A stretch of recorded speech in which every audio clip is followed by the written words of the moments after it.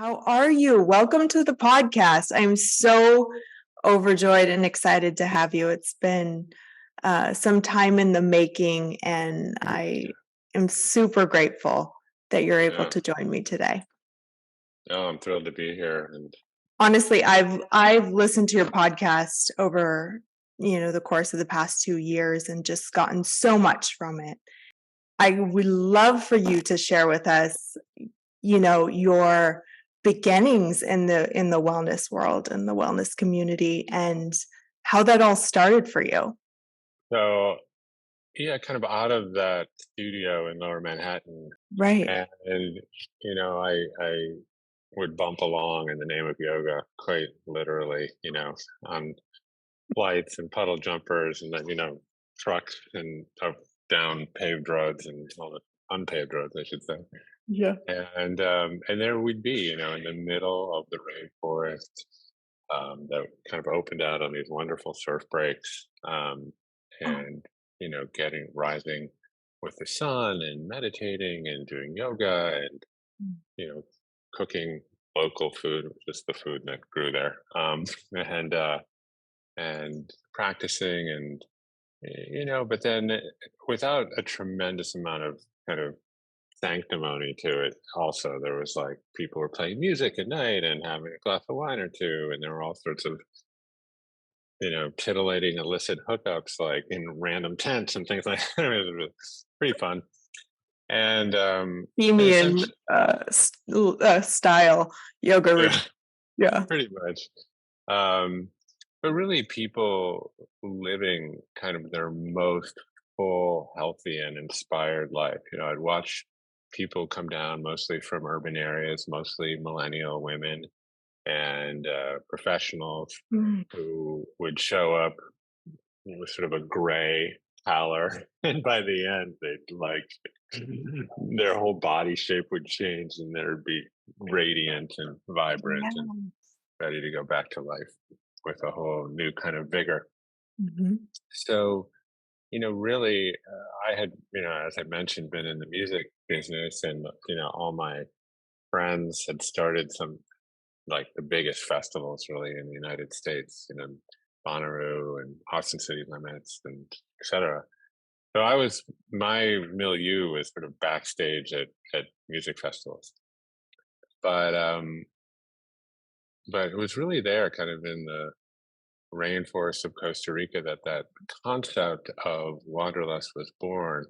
It's like, could we put this in a more accessible place and create the world's largest yoga retreat? Which in retrospect seems like such a male idea. It was like, we're gonna make it big, Yeah. I had some sort of misgivings about that in retrospect, but still, it launched a really just interesting time in my life, and also just, I think, an interesting time culturally for wellness. I mean, I'm not trying to suggest that we created this wave, but we were part of the wave. We were riding it and propelling it at the same time.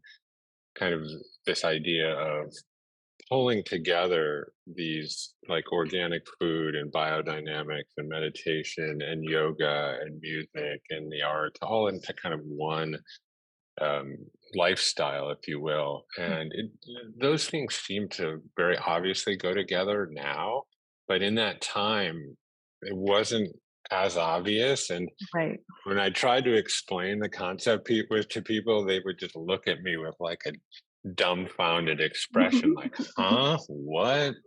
You're doing what? And then it was really chop wood, carry water to execute it. And I was never afraid of building stages on the sides of mountains. That those kind of production and operation challenges seemed de rigueur for us in the music industry. And I think we brought sort of a level of professionalism and branding and to what had been the yoga conference space, and we sort of brought it into the festival space and made it younger and more I think More modern, hip. more Yeah. exciting. It sounds Yeah. way more hip. Like you've brought a coolness factor to something that was, I don't know, best described as like, the hippie culture, right? Yeah. Yeah. There was hippie culture on one side of it. Like everyone had a kooky aunt who like, Right. meditated naked in the tall grass with crystals or whatever. And you were like, oh my God, Yeah, not my aunt. definitely. Yes. On one side. And then you had on the other side this very kind of staid conference room, fluorescent light, kind of soggy carpet version of of, of the Mm-hmm. yoga conference. Mm-hmm. Um, and I think it's fair to say that we shook both those things. We found a happy middle way between those things.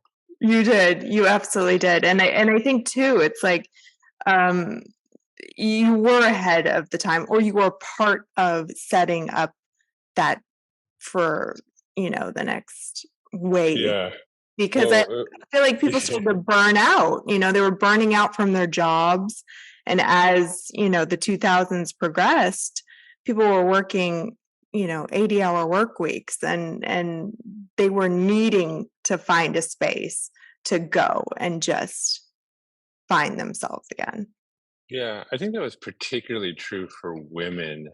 And I haven't really thought about this for a long time, but men had a lot of um, options for sort of getting away in groups.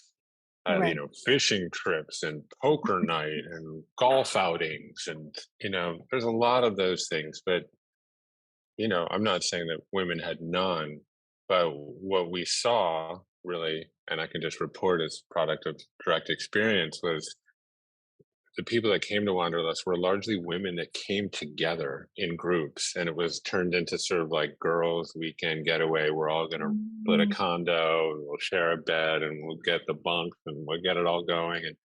Um, and I think that was, that was meaningful for a lot of relationships that built and developed, yeah.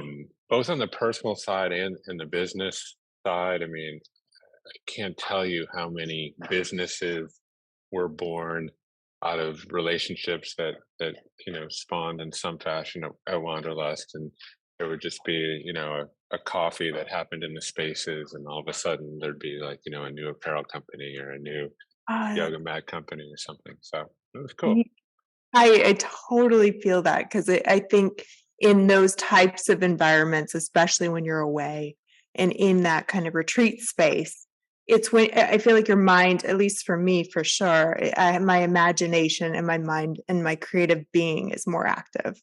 So it's like you can hear it and it's a little louder. And so you get ideas much quicker. Yeah, I agree. I mean, I think in our normal work life, um, we have a very narrow, small aperture through which we see our lives. Mhm. And that generally is a result of the biological imperatives to survive. So, we're designed and engineered in a very brilliant way. But unfortunately, like our culture has hijacked our evolution in many ways. And we live in this constant state of stress and fear and anxiety. And what that does Mhm. to one's attention is very valuable on the Serengeti. It focuses it and narrows it. But in real life, you don't want your attention to always be that narrow.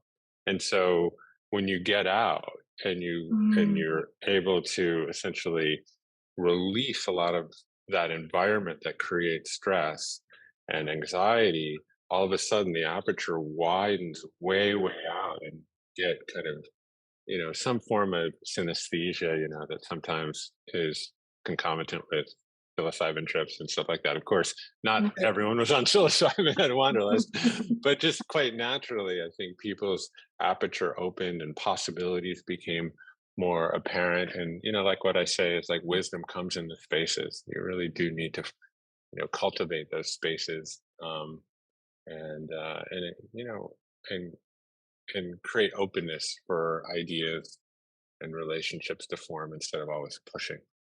Yeah. That's so beautifully put, and it just reminds me of a camera lens, you know, Mm, totally. open to absorb more light. So that's beautifully put. So after the retreats, did the online presence come after the retreats began, and then you just went naturally online to Yeah, well, connect it was, globally?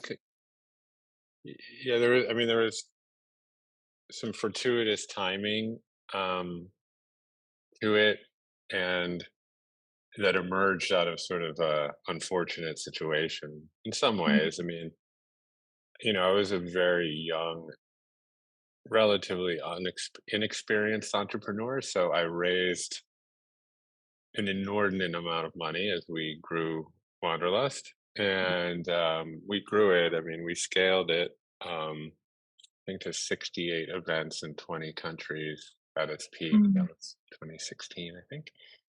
And then we were basically under the edict to sell the company from our investors, and that was a tricky time because I had what I call founderitis. I assumed that they would wheel me out on stage when I was 98 in a wheelchair, and I would be the founder of Wanderlust, waving like the right. queen. Um, but that Nope. was very naive, very naive. I was a big boy. I took the money, and now I didn't really have any power left to kind of steer the company the way I wanted it to. But in the end, it turned out to be a relatively lucrative exit for me, and but it also threw me into a very deep depressive spiral, um, where I became um, a total insomniac, Mm, um, had a tremendous amount of anxiety, and then also suffered from just a lot of physiological uh, ailments that are always kind of associated with those things. So I right. put on quite a bit of weight. I became pre-diabetic. Um, I was running sort of high inflammation levels. I mean, I didn't know all this at the time, but and then I suffered from kind of the more prosaic, typical preconditions of disease. Brain fog and chronic fatigue, Yeah. etc. Um, and I had sort of like the typical dad bod, Yeah. working too hard and then not sleeping and then compensating with too much coffee and then probably a glass of wine or two. And Right. I kind of thought that I was healthy. It's like Mhm. I ran a yoga company, I went to Whole Foods, like whatever. Yeah. Um, Yeah. I paid my taxes, I raised my children good, like all these things. But really, when you kind of Yeah. looked under the hood, you know, I was on my way to diabetes, Mm. and then all of the other dominoes that come from there.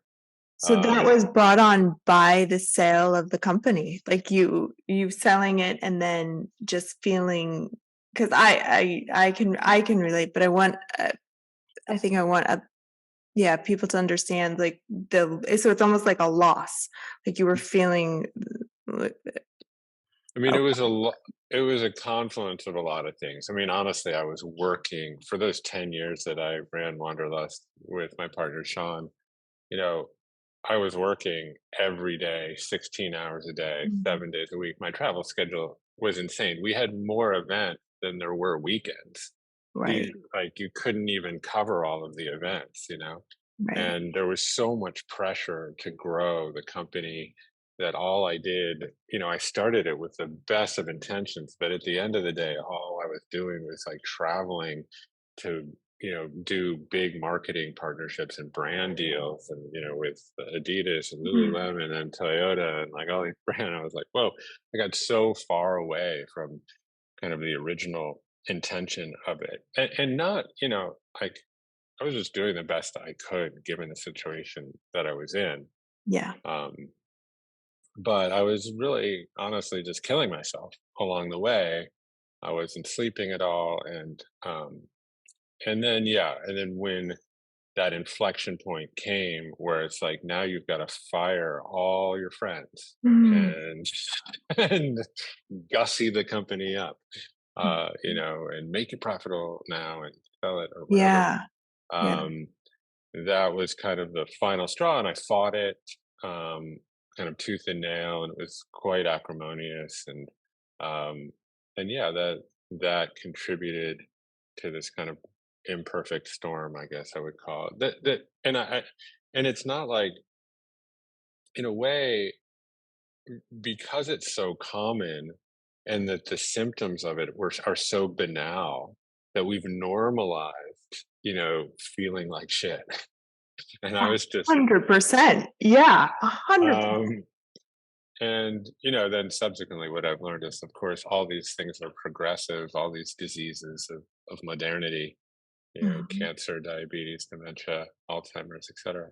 um and so I really had to take a look in the mirror, though it wasn't pretty to look in the mirror at that juncture, um and kind of figure out, like, what I wanted to do next, and um, what was my personal journey inside my next business journey. Mhm. And yeah, and that's kind of what brought me to Commune. And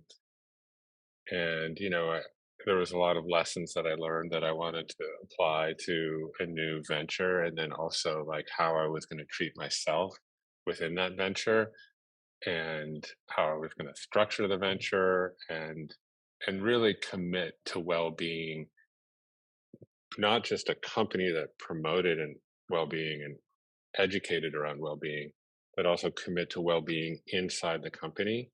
So what did that look like amongst the staff Mm. and the team, to build a company that wasn't just well on the outside but well on the inside? Well, And what mhm. did that mean for me, in my own personal wellness journey? And I seem to have done a little bit better job this time around.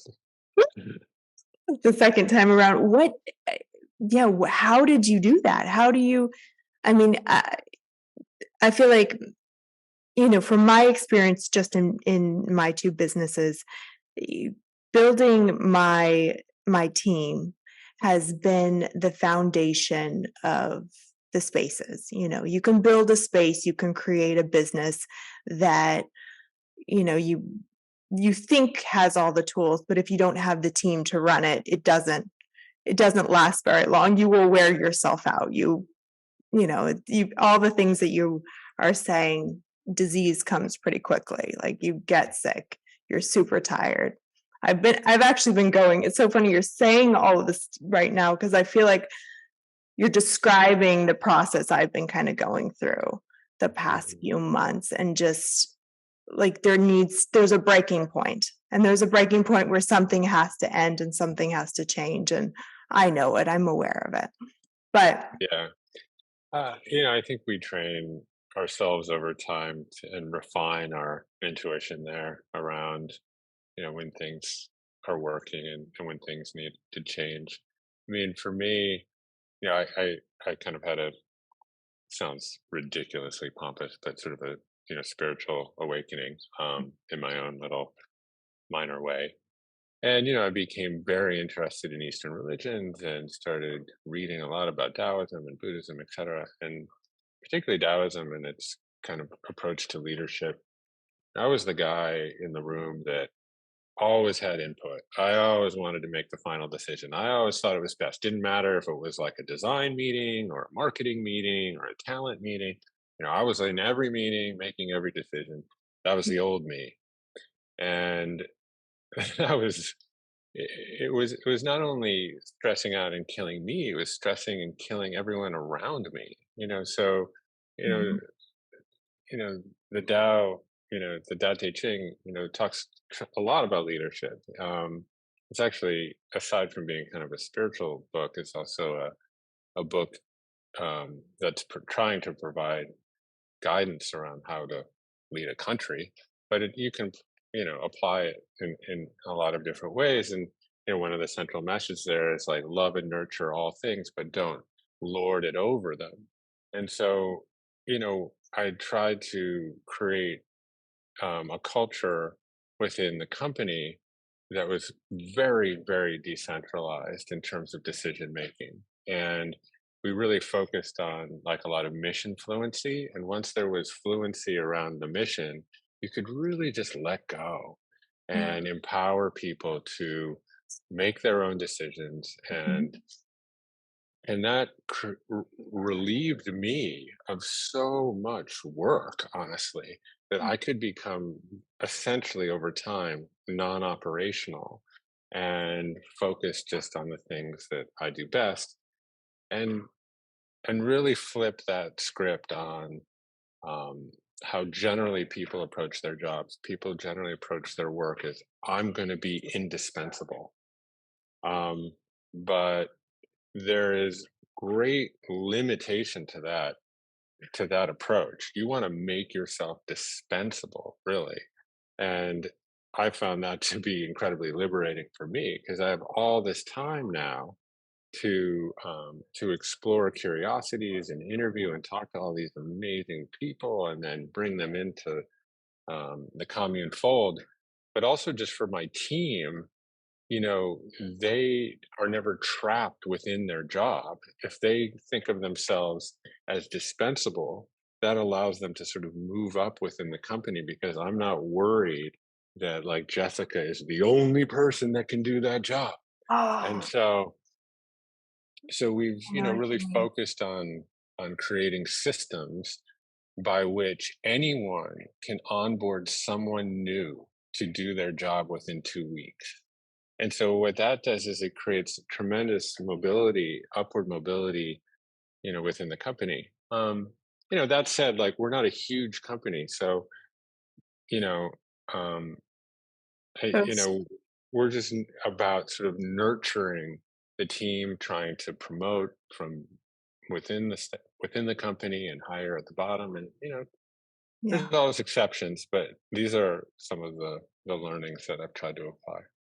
That's the biggest aha moment. Um, so thank you for that because I think that that idea um, that you've created about hiring from the bottom and then promoting up and making that, you know, where you are not indispensable, you can do another job. And I'm actually seeing that now in such a way where it is it's almost like the only way to really have a solid, you know, working company or foundation because um just like you, I made myself so indispensable that no one else could do, you know, all these things that I was doing. And that alone yeah, I was carrying too much stress. So, Yeah. yeah, thank you for saying that. That hit me. So I hope other people can get something out of that where it's like you create employees that can train you know, train the next employee and they can move up in kind of a more, yeah, a more Yeah. And whole way. really like getting honest and with yourself about your strengths and clear about the life that you really want to lead. Um, and, you know, just remaining uh, constantly curious and open to learning and bringing people in around you that know more than you. Um, and, you know, staying humble, that's the best path to wisdom and some degree of contentment, I should say. Contentment. That's exactly. Tell me a little bit about how the podcast was. The podcast started when you created this company, or was it Mhm. something that came after the creation of the media company? Yeah, it started pretty contemporaneously with the Commune course platform. So for people that aren't aware, Commune is essentially the kind of masterclass platform for well-being. So we produce online video courses with wonderful teachers, authors, thought leaders, many of which I'm sure people are very familiar with. Yes. Um, and I started the podcast um, at the same time. And so, you know, at first it was really just a way for me to kind of deepen my relationships with other people that I respected, Mhm. and also as a kind of marketing tool to get people more interested in commune. But it really then ended up becoming sort of this kind of personal wellness journey for me. I mean, I think now we're at maybe around 500 episodes, and I've interviewed hundreds and hundreds of doctors, particularly in the functional and integrative medicine space, but also in the um, kind of spiritual development space, Yeah. et cetera. And, it became sort of, I guess I would call the most autodidactic education for Mhm. me that anyone could get, because I'm fairly rigorous in my preparation. So I've read probably 500 or 600 books in the last 4 years, Oh my gosh. um, because I read everyone's books that is coming on the show. Mhm. Because oftentimes I'm interviewing, not just brilliant people, but brilliant people with an expertise. So, the world's foremost Alzheimer's expert. So then Yeah. I'm like learning everything I possibly can about Alzheimer's and dementia and its causes and its treatments and, tons of physiology. Um, I started like reading primary source data and, clinical research, and, I would look at these papers and I literally wouldn't understand 90% of the words, and you're Right. just like staring at it and you're Right. like, Yes. what is that? And then, I've tried to. yeah, and then I got very over time comfortable with that discomfort of confusion. And now I Mhm. actually enjoy the feeling of confusion a little bit, because it represents this opportunity, this wall that I'm going to climb over. Okay. And slowly but surely, like, I understood 50% of the words. And then, then I started to understand maybe 65, 70% of the words. And I certainly don't understand all the words and all the concepts now, but it is amazing how much you can learn even in middle age. And so, I interviewed all these doctors, all these wellness practitioners, every kooky, crazy wellness practice you can ever possibly imagine. Wim Hof came and stayed at my house for 3 weeks. Russell Brand stayed at my house for a number of weeks. We were meditating and ice plunging and sauna and hiking and, going on this fast and going on that, kooky diet and going on, Mhm. and obviously doing all the crazy array of testings and microbiome testings and blood panels and DEXA scans. And, I started wearing an Aura ring and a continuous glucose monitor and all this stuff. Um, Mhm. and, and just became kind of my own N of one experiment, kind of jumped into my own petri dish and started to apply all of these different learnings onto myself, Yeah. and really candidly turned my health completely around. I mean, I reversed my insulin resistance and my prediabetes, but more subjectively, I became a more vibrant, less irritable, more functional person who became more curious about life, who was really, really interested in learning.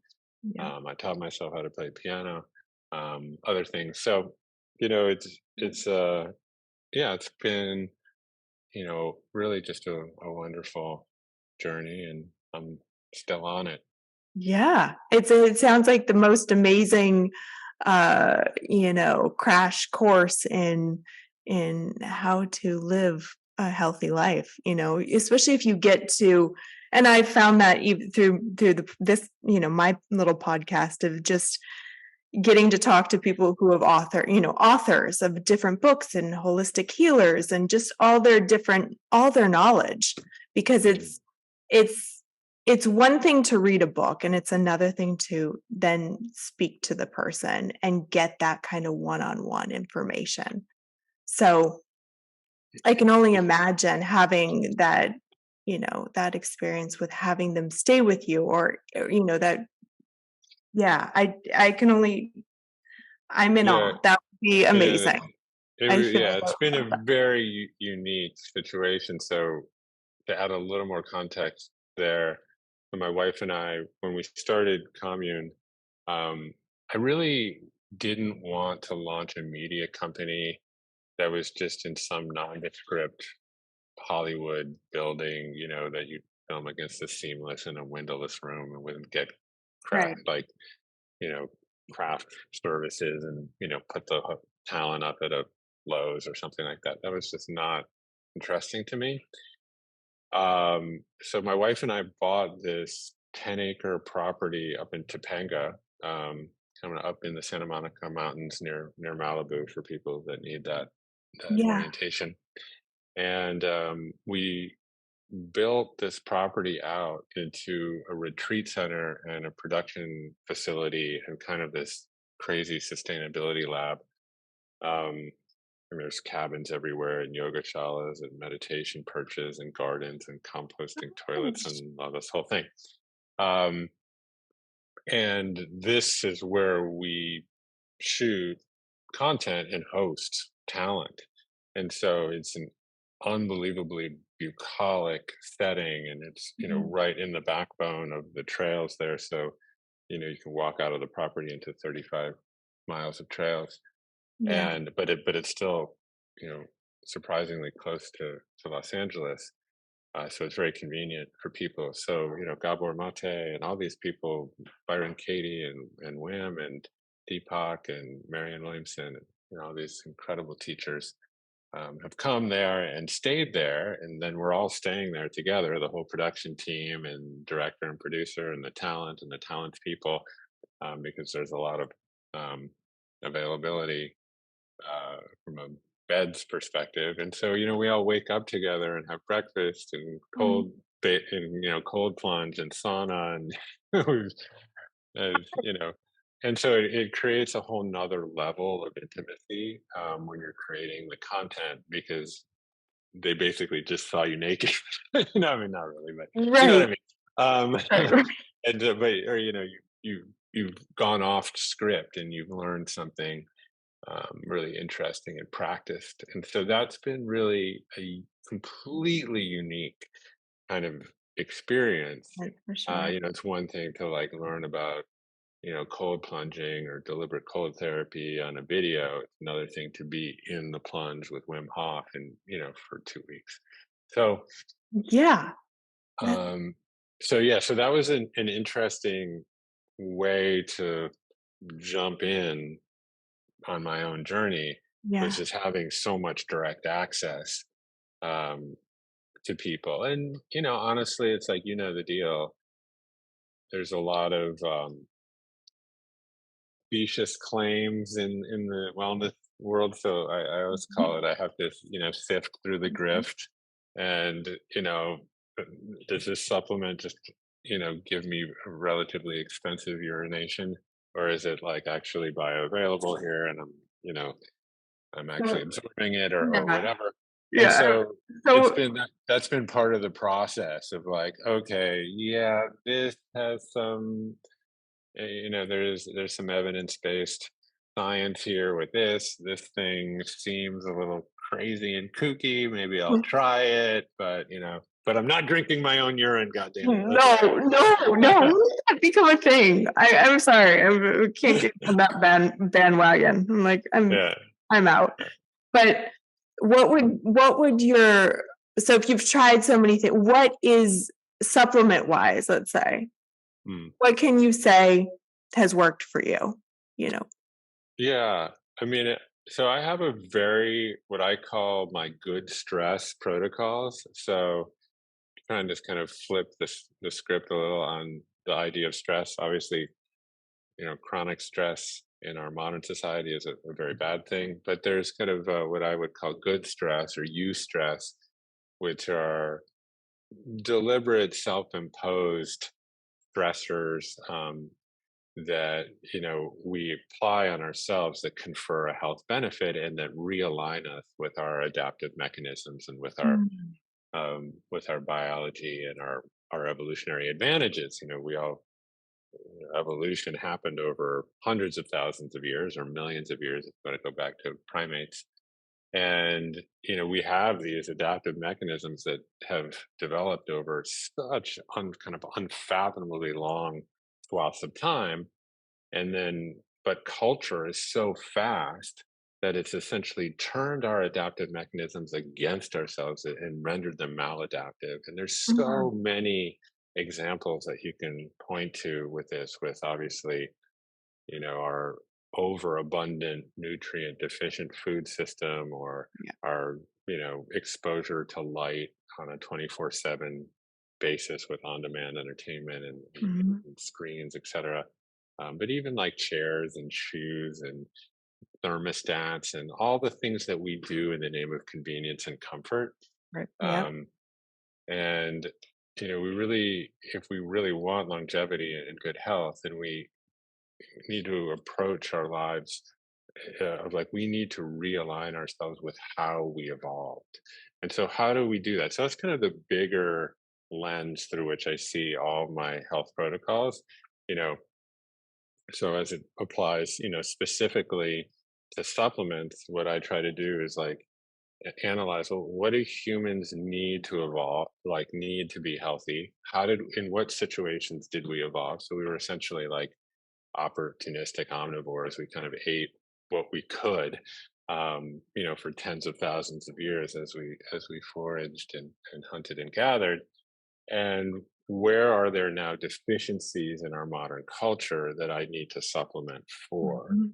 Mhm. Um, so, like omega-3, like polyunsaturated fatty acids or something. So PUFAs. So omega-3s, that's a pretty good example because culture has introduced all of these products that have like seed oils, omega-6s, linoleic acid, etc. These are all like omega-6 laden and inflammatory and can lead to heart disease. So we need to then, how do we balance that with getting enough polyunsaturated fatty acids, omega-3s, DHA, EPA? And so one way is through diet, right? But then, there's also the opportunity to supplement. So yeah, like that's for that example. I supplement with like a fatty fish oil, like a Sure. salmon sockeye oil, which has, great concentrations of um, of of omega-3s. Mhm. So that's one example. I'm playing around with some of the other like polyphenol um, Okay. supplements, like resveratrol and quercetin and luteolin and Quercetin. Yep. yeah, alagitannins and all this kind of stuff. I get a lot of this stuff coming at me because I have a lot of people that want to talk about it on the podcast. So Right. my cupboard is like uh, pretty jammed full with a lot of this stuff. Do you Um, try it before you talk to them? Like, do you actually oh yeah, I try everything, go and I on? rarely actually. I don't. I try to separate my editorial decisions from some of those other, you know, things. But Right. anyways, I mean, I am plant focused, so I do supplement with like a bee um, complex, and yeah, I'm trying to think Any what. brand in particular? Because with omega-3s, I mean, it's so funny you're saying this. It's like my brother's been telling me that since I don't even know, probably the past 20 years. He's got his master's in genealogy and the study of no, study of aging, and so Mhm. he's always said omega-3s and cod liver oils, and really integrating that into your diet is one thing that really helps with inflammation, but also um, depression and keeping the Mhm. brain really uh, nu- uh, properly however I'm saying that, I'm totally saying that wrong. Yeah. You know what I Yeah, I mean? mean, your brain is half fat and mostly DHA, and DHA is one of the primary omega-3s. Um, so, you know, yeah, and it's essential. And by that, I mean, you have to get it in diet. Your body doesn't make it endogenously. So you Mm, either have to get it through supplementing, or you can get it through what's known as the smash fish. So salmon, mackerel, anchovies, uh, uh, mackerel, anchovies, herring. I'm missing one, but anyways, so you can get it through those fatty, oily fishes. Um, but you can supplement, and I think there's good reason to supplement. The data is pretty good there, although it is scattered. I mean, nutrition data is really tricky, I gotta say. Yeah, Um, I it's agree. anyone can find a study pretty much to support their bias, though. I don't, and Yeah, generally the people that have the loudest mouths are the people that sort of know the least. So, um, I would just say that, or specifically as it pertains to supplementation and nutrition, you know, people really need to focus on their own bio individuality there, because everyone is going to be different. So when we do these large scale clinical studies, we're getting all of this data, all this heterogeneous data points from, tens of thousands of individuals. And we kind of analyze all that data to make a homogeneous conclusion, and Mm, then deploy that conclusion back out into a heterogeneous world where everyone's an individual. And right, so, it, right. you can say that, oh, I took this supplement and it reduced all cause mortality by 5% or something like that. And that's an epidemiological observation, which is useful on some level. But as you then apply it to the individual, it's like some people are going to react to it and some people don't. I mean, some Yeah, people can eat saturated fat and see no rise in ApoB, which is the primary biomarker for um, heart disease. But a lot of people, but at least a third of the people, if you eat too much saturated fat, you're going to see a rise in this particular kind of protein known as ApoB that carries the LDL cholesterol around, and that can be, very dangerous for some people.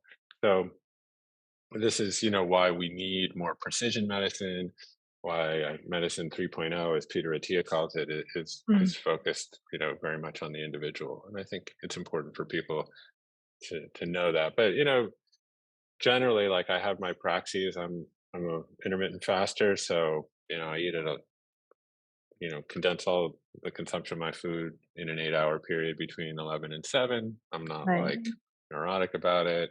I'm still friendly. Mhm. Um, I'll have dinner, and if it lingers past 7, that's okay. But I try to take my last bite of food 3 hours before I go to sleep, and there's a lot Right. of good data for that. I am a deliberate cold therapy person, so I always take a cold shower or a cold plunge right before I break my fast. Yeah. And there's a That's a lot of that's reasons a for that. huge health benefit. I mean, that's part of my Kundalini practice, and it's amazing. It's amazing what it can do for your immune system.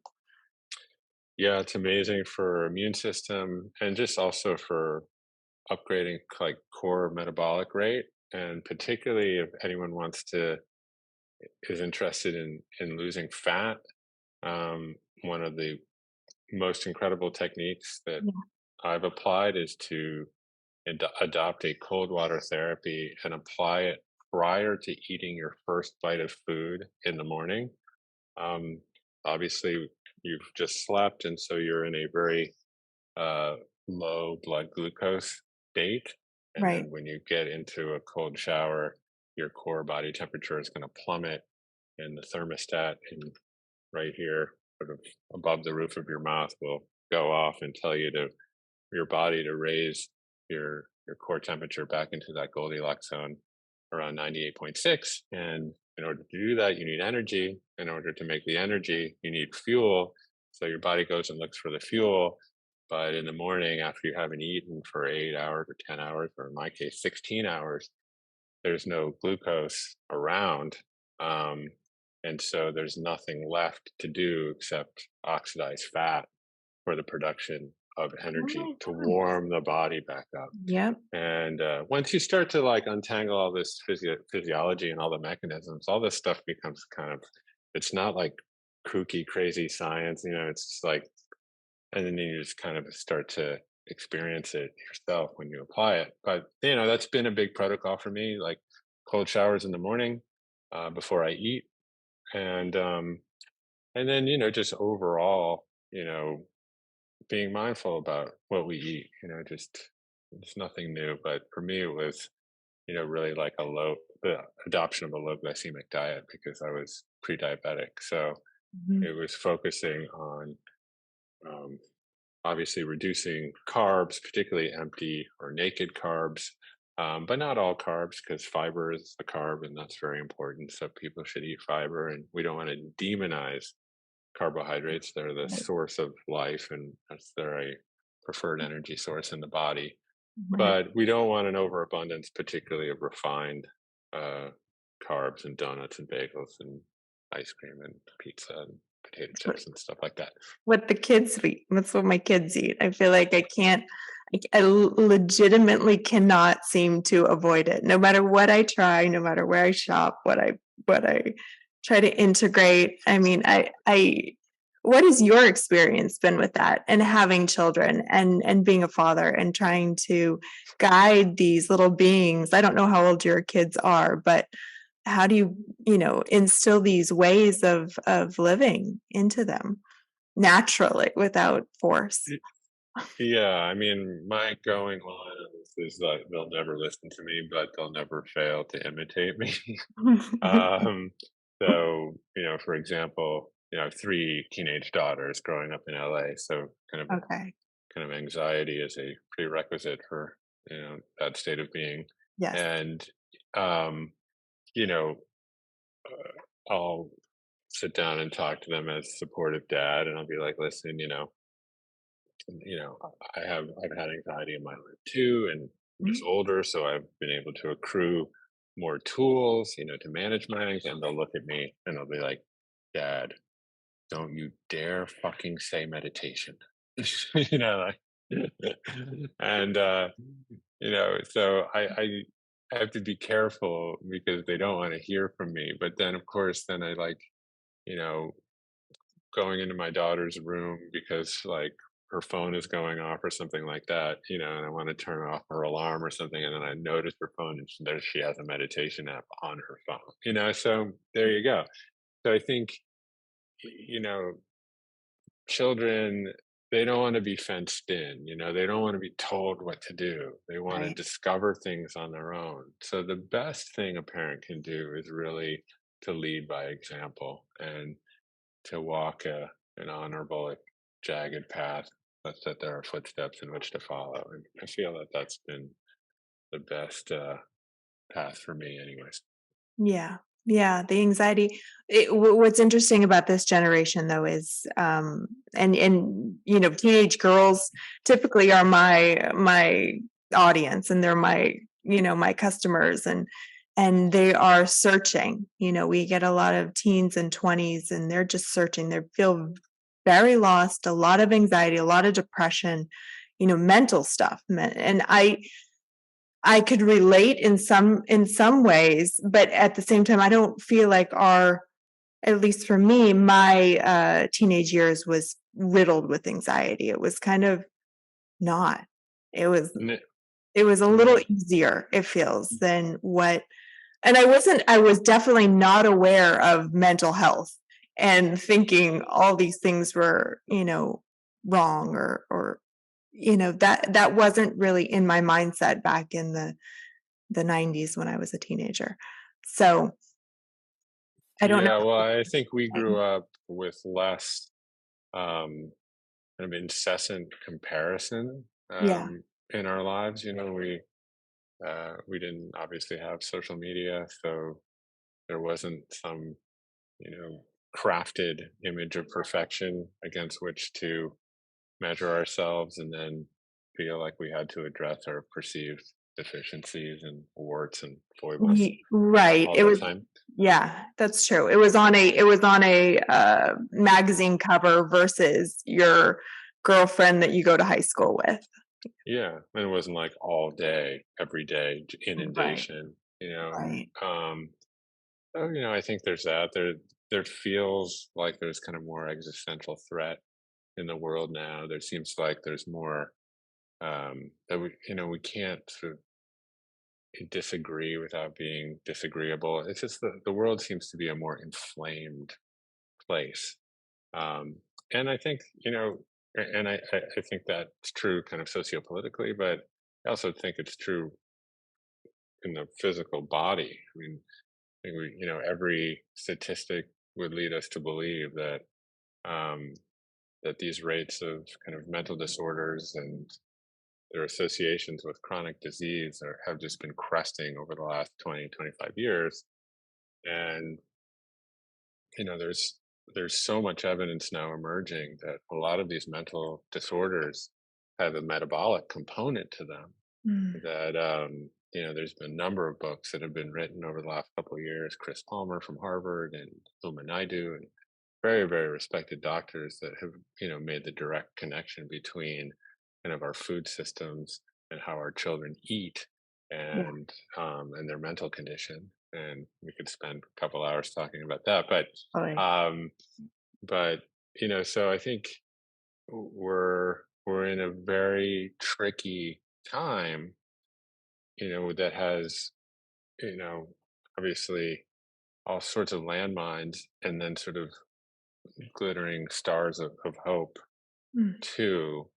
There's a lot of, we're kind of on this precipice of all of this incredible medical innovation and science, and that information is being more democratized and distributed. So if you're someone that cares about this stuff, you know, you, you can, like, I mean, I'm an example. I'm living it myself. Like, when you care Yeah. about it, you can find out about it and apply it to yourself. And it's not something that's just only cubbyholed for the educated and the affluent.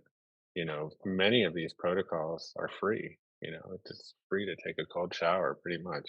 You Yeah. save you save money. Fasting, meditation is like, shouldn't be confused with, like, you know $5,000 crystals. It's just Mm. sitting and being present to what's around you. Yeah. Yoga, I mean, yoga is an incredible science, but on some level, you know, it's just getting on a mat and witnessing your breath and slowing yourself down and moving. And so, we obviously have created and commodified a lot of these practices and stuff like that. But so much of this stuff, so many of these praxis are, they're so reliable because Mhm. we co-evolved with them over thousands and thousands of years. I mean, Right. I'm into the new stuff too, the hyperbaric chambers and the cryotherapy and the ozone therapy and stuff. Right. But really, what I'm mostly interested in are the things that are old and true. And we keep discovering things like meditation and yoga, these things that Mhm. are 3,000, 4,000 years old, or the paleo diet. And I'm like, no, that's not a new thing. That's Paleolithic, Yeah. or It's still whatever. around. It's been here forever. Like local food was just the food that was growing in the garden. It's not a Right. new thing. It's not a new concept.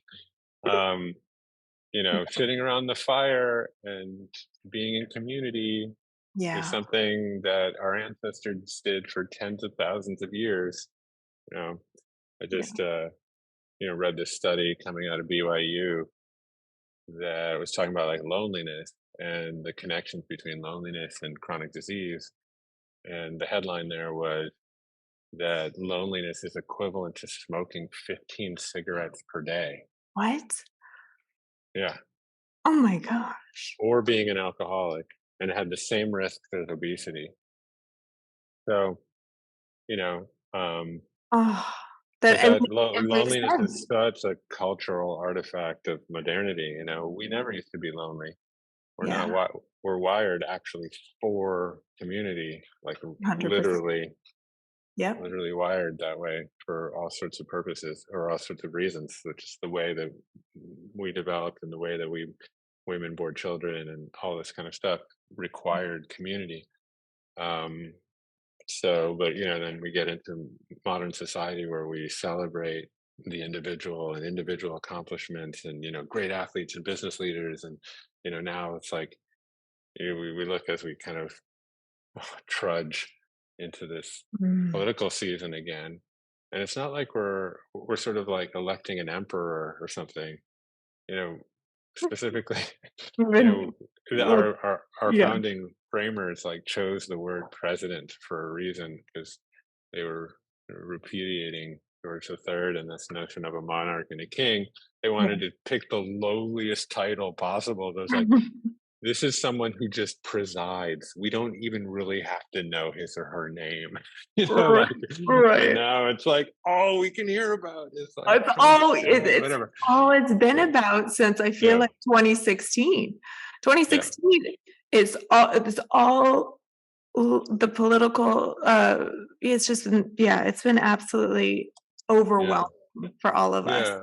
So it's just like this cult of individualism Yeah. really has very negative health impacts. I mean, you see, sort of, and then obviously COVID sort of put its wicked Well, foot on the I accelerator I there. You know, feel like that was the big, 2020 was that big time frame where people, I mean, astrologically, this is how I kind of viewed it, but where it was this huge thing that was happening that was dividing a lot of people, and it did exactly that. Now either people chose one side or they chose the other, and I felt like the divide just got even further apart.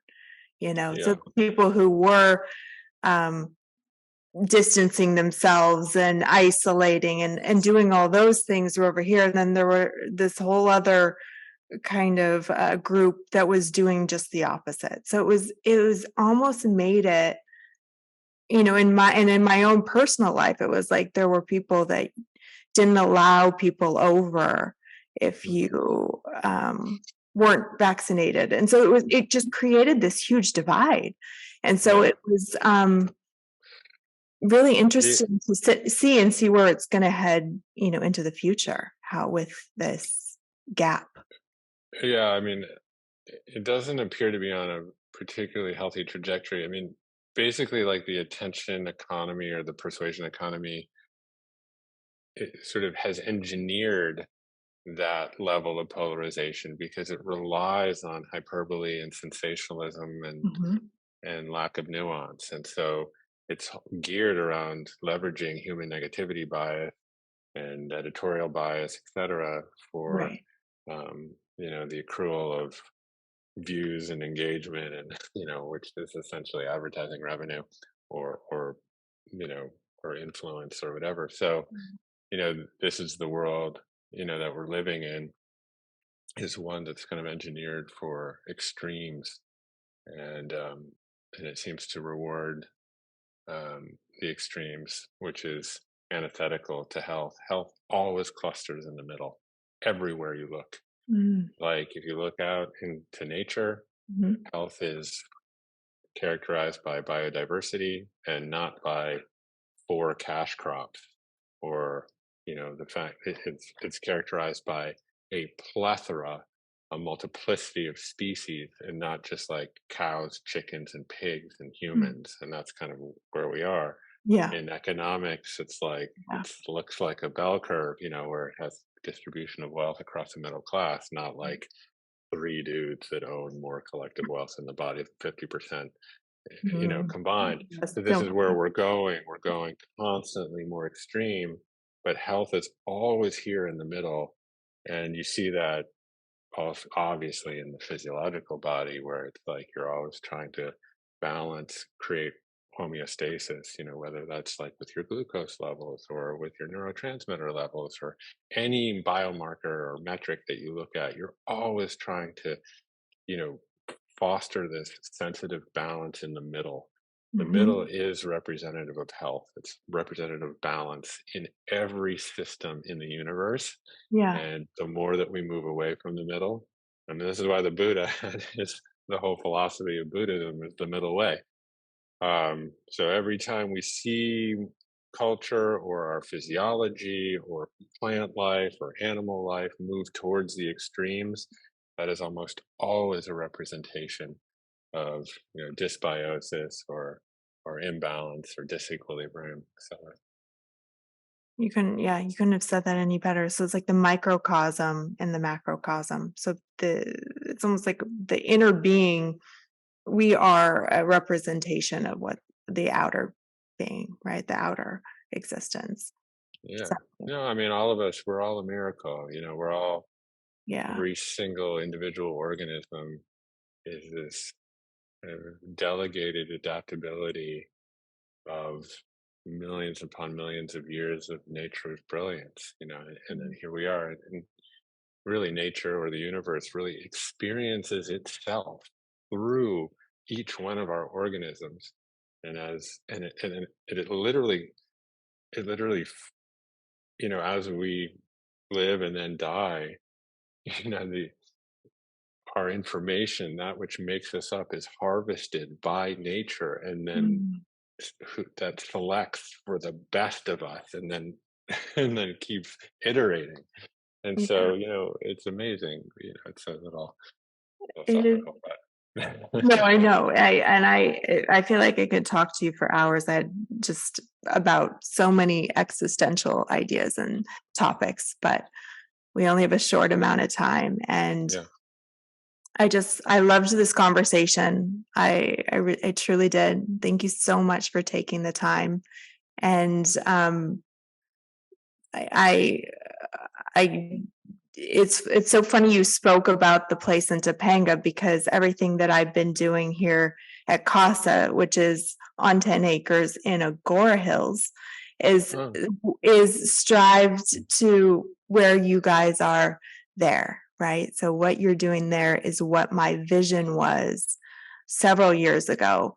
And I brought it into life I think we opened last year, and I wanted to do more wellness retreats and everything at this on this property. It's pretty big, cool. but yeah, but Well, you it's got to come over, and we can, I would compare love notes, to. and Oh my you know, you gosh.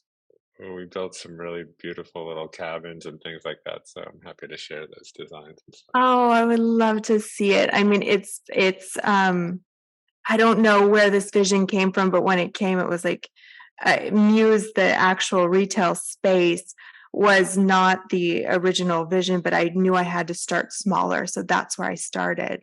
And then as that grew, it was like, how can we create communities within other areas of whether it's in just America or it's outside of connecting healers to their own businesses, and then them Mm. being able to create their own communities within the community.